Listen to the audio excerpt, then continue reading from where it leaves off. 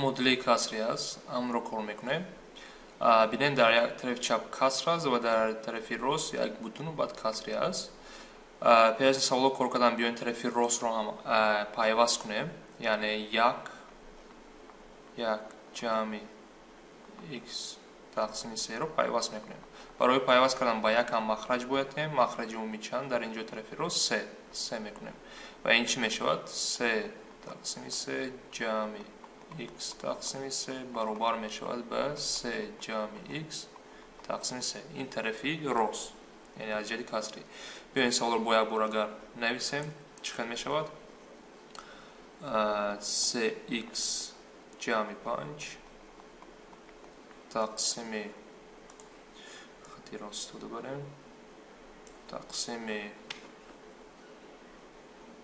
8 تقسیم 8 برابر می شود به 3 جمع x تقسیم 3. و بعد این سوال رو چیکار کار میکنیم؟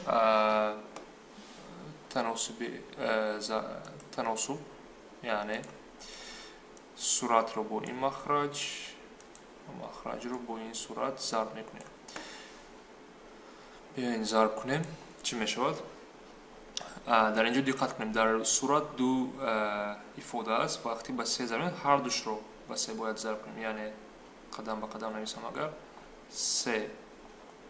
3x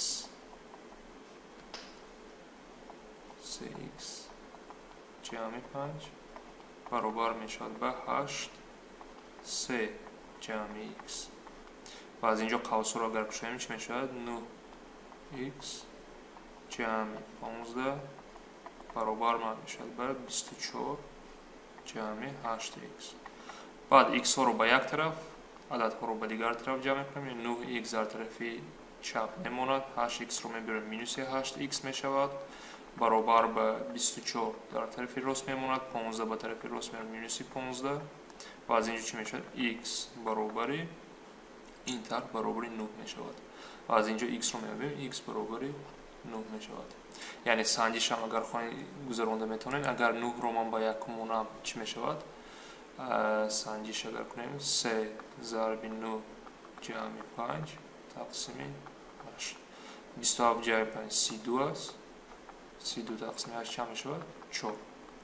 و اگر به این طرف مونیم هم، یعنی 1 جمع 9 تقسیم 3 9 تقسیم 3 است، یعنی 1 جمع 3 4، یعنی طرف ها برابرند و جوابی درست 9 میشود با سنجش هم.